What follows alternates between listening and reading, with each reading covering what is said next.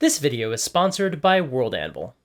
Let's talk about alignment for enemies. And before we begin, some of you are going to feel defensive during this video, or even just from hearing the subject matter of this video.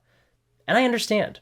It's easy for me, sitting here sharing my perspective, to sound like I'm saying that one style of play is wrong or another is right. And obviously, I have my own preferences and things that I think are important in D&D. I have arguments in this video that focus on putting the fun of the players first, arguments that favor complex world building, and arguments that acknowledge the tropes and needs of an action RPG like D&D.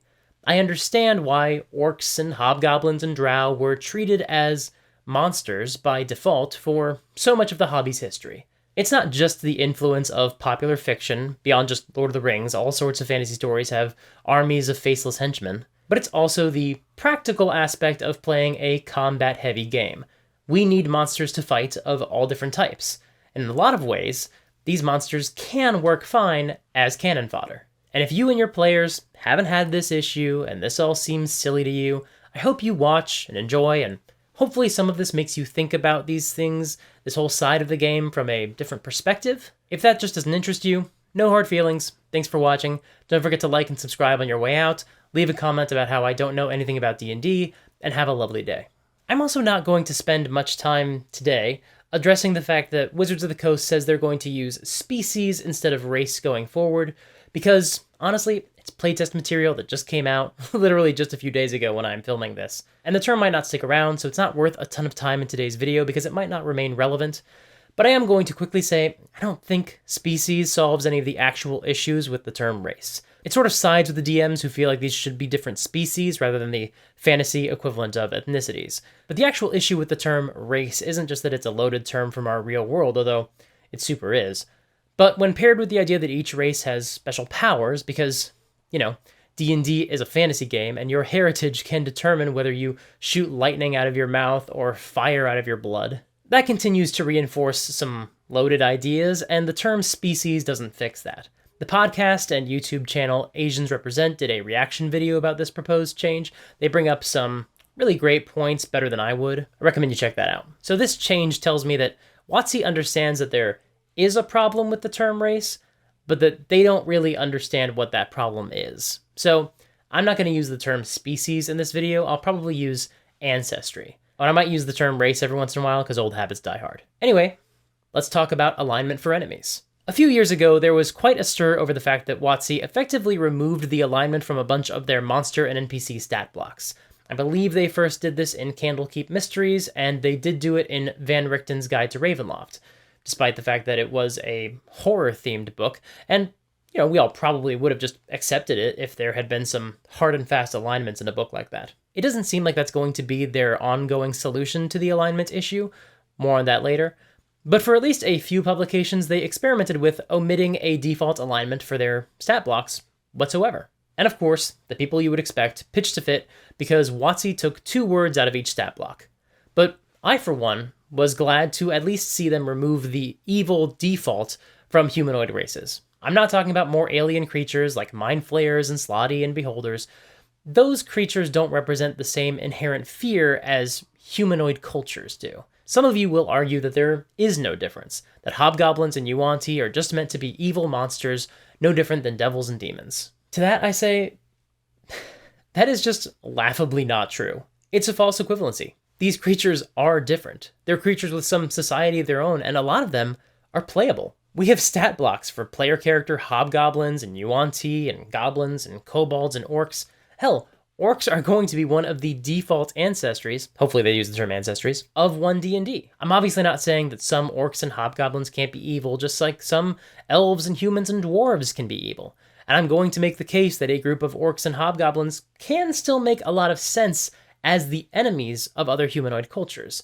But so many people respond to the idea that maybe these creatures shouldn't all be evil by default, with the argument, so if we can't have evil orcs, does that mean we also shouldn't have evil mind flayers or devils? But that is a false equivalency. It's a hypothetical that assumes that the line being drawn is arbitrary. But it's not. You know how I know it's not? Because they did not put out a book of playable mind flayer stats and hag stats for players.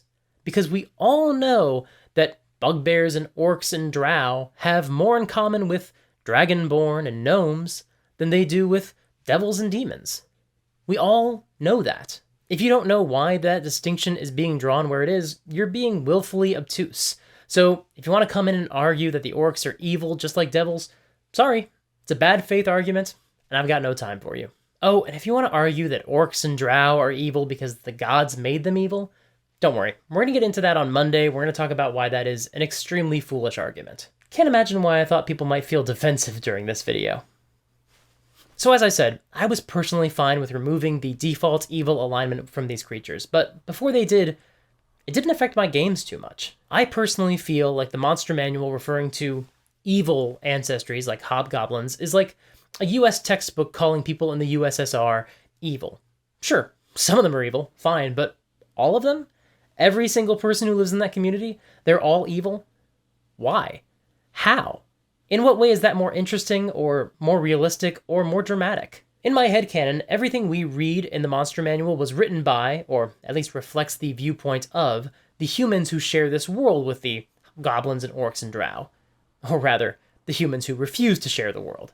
So mostly I think it means, we don't like them, they don't like us, we can't promise they'll let you live if they catch you, and we should know, we're the ones who wrote the book about monsters, not them. Of course, that approach does hit a snag when you have magic items that work differently for evil characters. This cursed mirror hates evil characters like villains and evil PCs, and I guess all hobgoblins.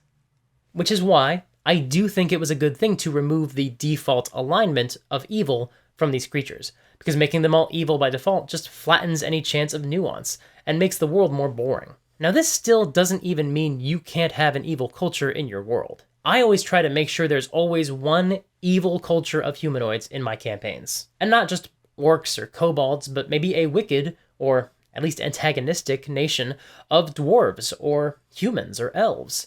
Now this definitely doesn't mean everybody who lives there is evil. It doesn't even mean every member of the government is evil. But that nation's ideals and policies are dangerous, and they are probably preparing at this moment to attempt to conquer other nations. Now that also doesn't mean that every nation planning to gain power or preparing for war is evil.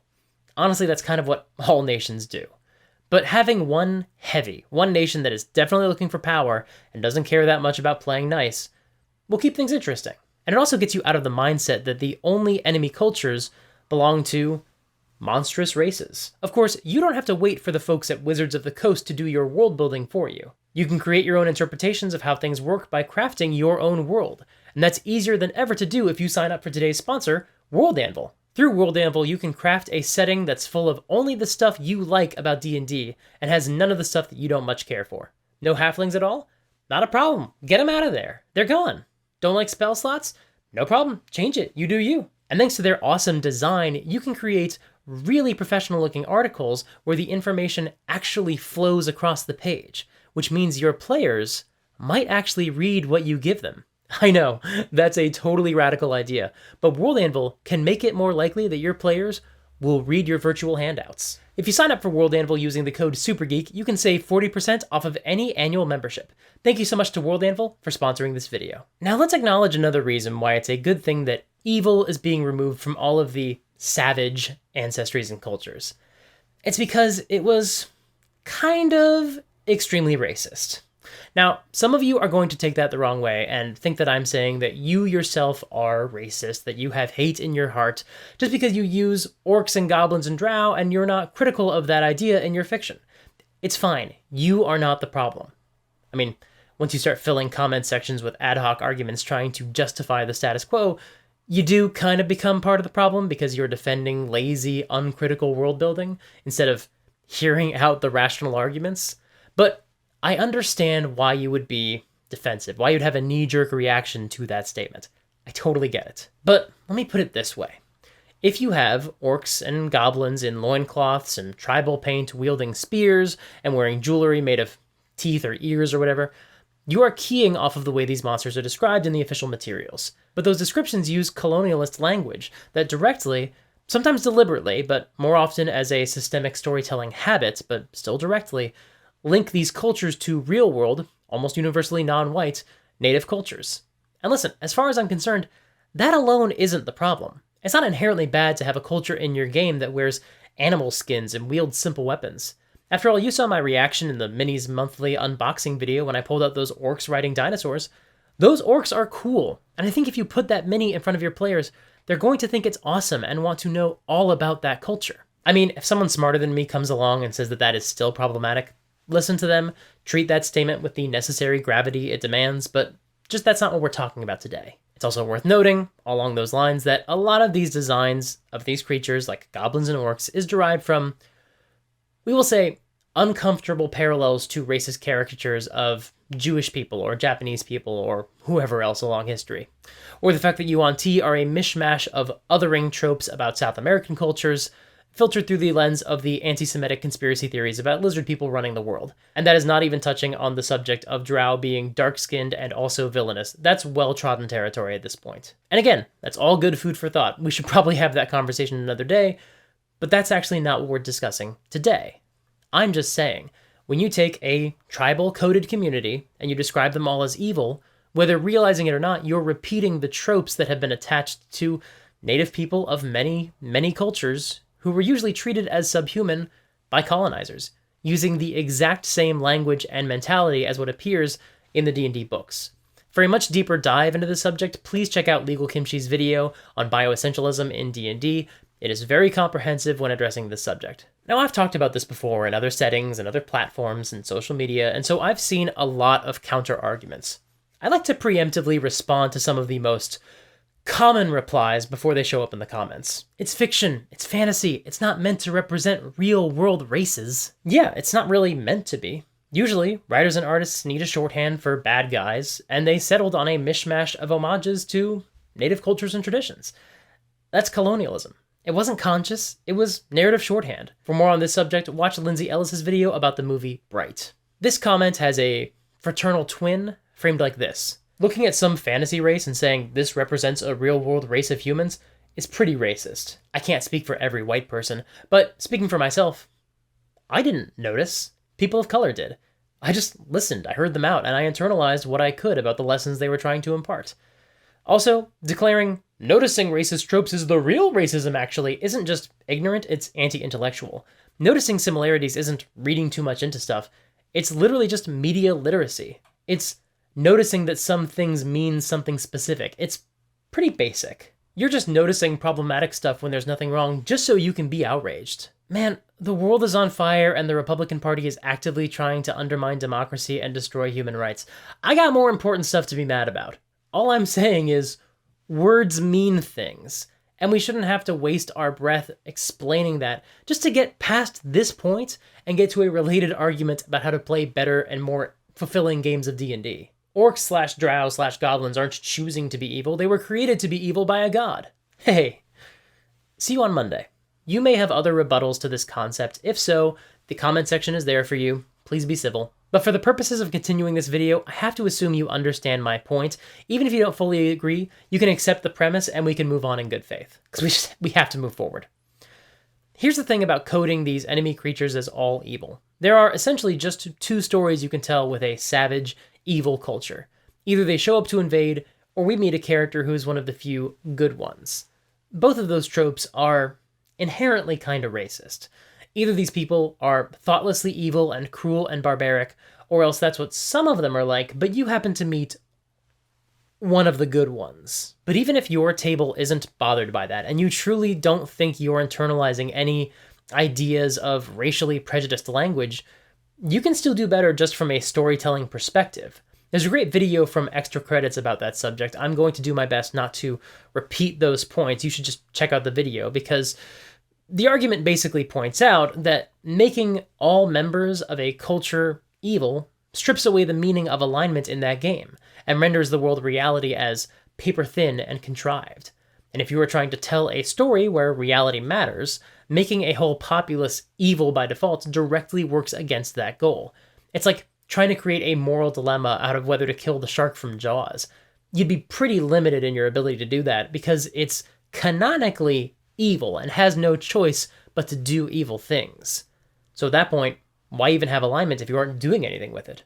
And if you aren't, then why do you care whether the orcs say chaotic evil in their stat block or not? If you're not using alignment, what do you care? Here's my 2 cents. By removing the default alignment from an entire ancestry of people, we open up more options. There really are so few stories you can tell with a savage, evil race. But they don't have to be evil. What if they are just a pre-technological society with different values?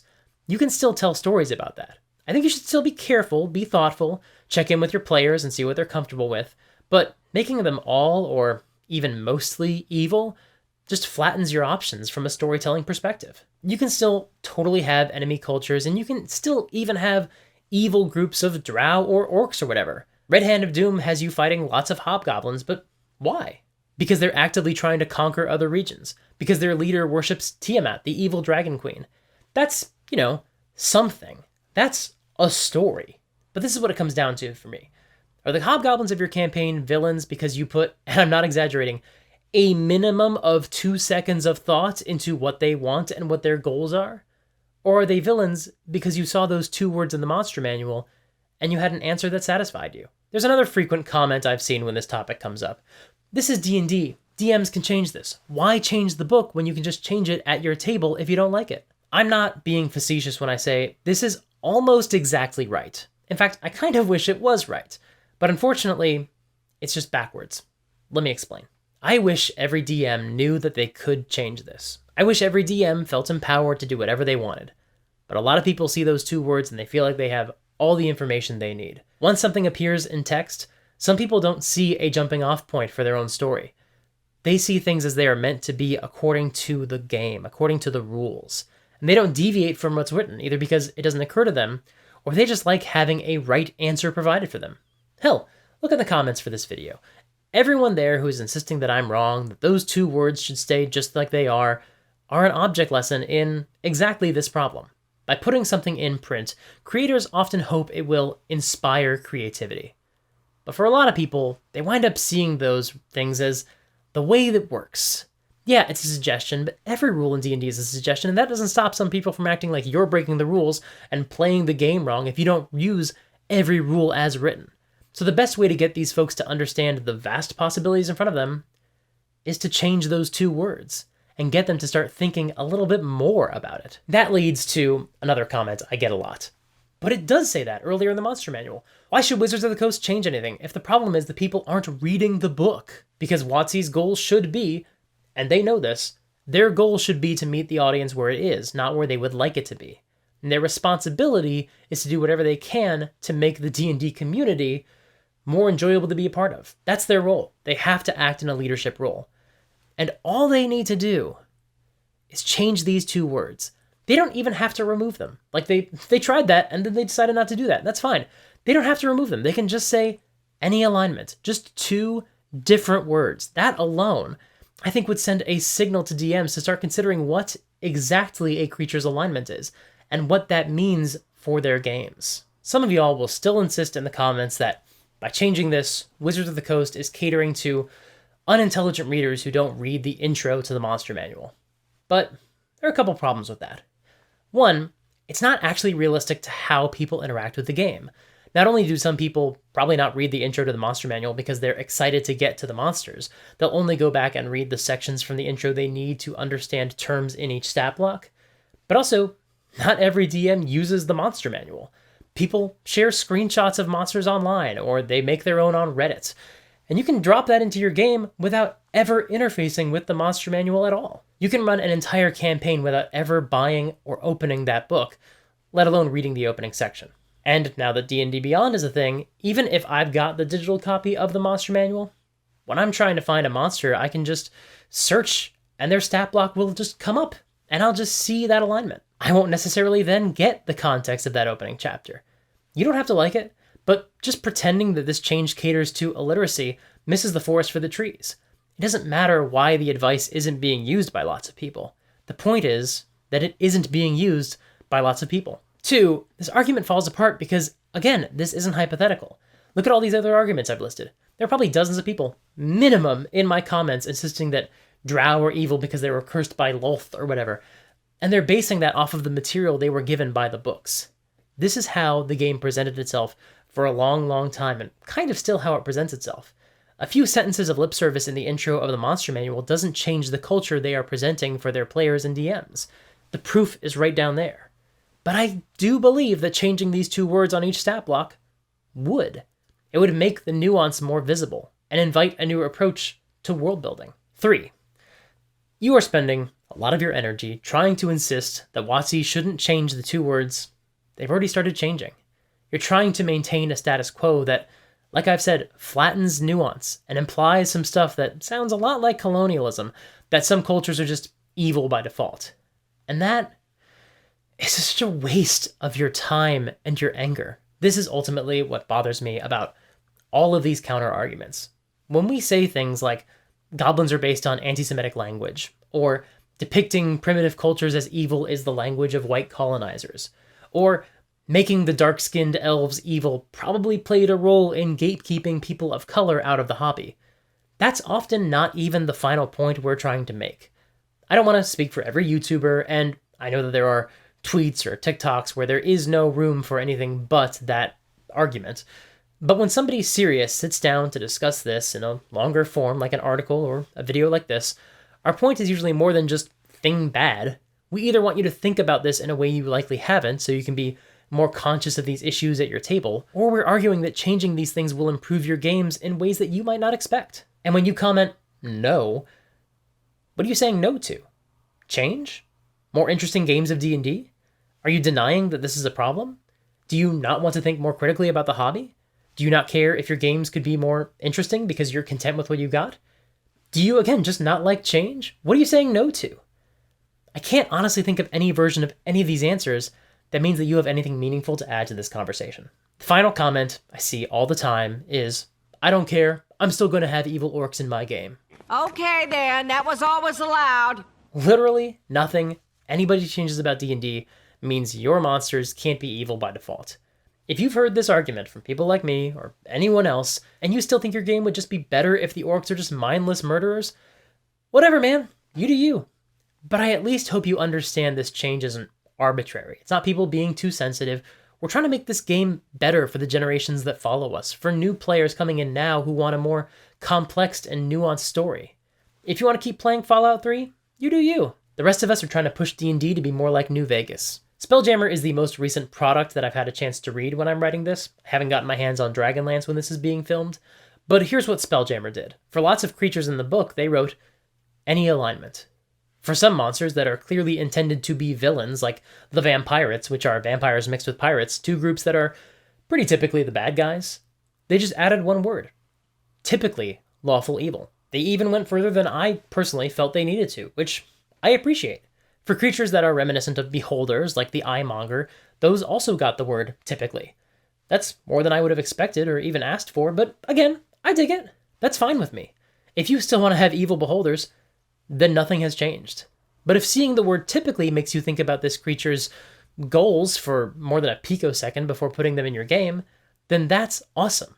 And that's the goal. Literally, that's all we've been asking for.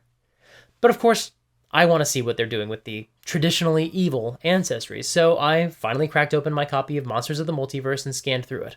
A lot of monsters get the typically treatment, which is great. I'm fine with that. Maybe down the road, somebody smarter than me will point out that this is also flawed and we'll have to reconsider that, but I understand the function it serves. You make them evil because this is an action game, and players need monsters to fight. But adding typically gives DMs a very obvious visual reminder as soon as they open the stat block that these things are flexible, which is great. There don't seem to be any stat blocks for orcs or goblins or drow in Monsters of the Multiverse, but we do get hobgoblins. Hobgoblins are fey now, as are goblins, I think, although there aren't any in that book. That's a cool nod to their mythological connection. That fits. Hell, the most famous use of the word hobgoblin was in A Midsummer Night's Dream until Marvel Comics came along. So they're fey. That makes a lot of sense. And what's their alignment? Typically lawful neutral. That is a terrific change. Yeah, for sure you can still have evil hobgoblins. Nothing wrong with that. You can even have an entire culture of hobgoblins at odds with your populace because they want something different. But now the default gives you a lot more interesting stuff you can do in your games. So, will orcs and drow in the monster manual wind up being typically evil, like the reprinted versions of the Darrow and the Yuan-Ti? Or maybe, just maybe, because they're both going to be playable races, or ancestries, or hopefully not species, when 1 D&D is published, they'll get a more interesting alignment, like the Hobgoblins. That's what I hope, but we'll have to wait and see. That does it for today's video, but as I've said, on Monday we're going to talk about the idea that these creatures are evil because of something that happened with the gods, and we'll ask some, I hope, interesting questions about that. If you want to support the channel, there are a few ways you can do that. You can subscribe and ring the bell to get notified about new videos as soon as they come out. My videos usually drop on Mondays and Thursdays. Watching videos on the release day really helps the channel grow, so that's a great reason to subscribe. You can support my Patreon. Any dollar amount really helps the channel. Literally, $1 a month still gets me closer to unlocking goals and improving the channel. And you can join my Discord server, be a part of a cool community of folks who talk about D&D and actual play. It's terrific. And you can sign up for my newsletter to get updates about what I've got going on. You want to watch another video from me? Check out the one I just did about alignment in general. I think that one is terrific. Until next time, play fair and have fun.